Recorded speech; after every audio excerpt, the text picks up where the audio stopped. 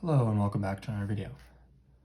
This problem we're told that the volume of right circular cylinder A is 22 cubic centimeters. And we're asked what is the volume of another right circular cylinder that has twice the radius and half the height. So first let's say, okay, we have cylinder A, let its radius equal R, and let its height equal H.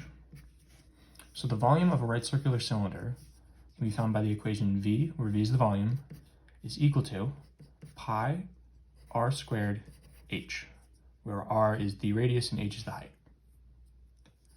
And when we want to plug in for cylinder A, we have 22 is equal to pi, and the radius here is capital R squared times h. 22 is equal to pi, and then we just do r squared h. And now, for this other cylinder, we're told it has twice the radius and half the height. If we look here, we have the same equation, and we know that it has twice the radius. Well, if A's radius is r, twice that is 2r.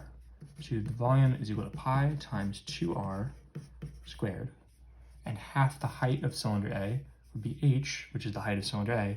Half of that is h over 2.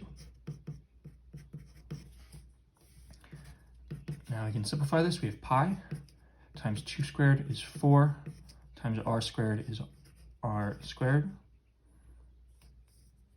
times h over 2. The volume is equal to 4 divided by 2 is 2 times pi r squared h. Now, if we see this as a coefficient to one big term, we can say, okay, 2 times pi r squared h, right? There's no difference between these two.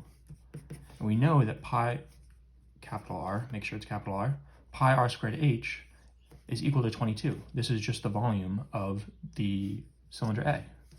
So 2 times that is 2 times 22. 2 times 22 is 44. And this is the volume of this cylinder with twice the radius of A and half the height of A, which means C is going to be your final answer. As always, thank you for liking and subscribing, and I'll see you in the next video.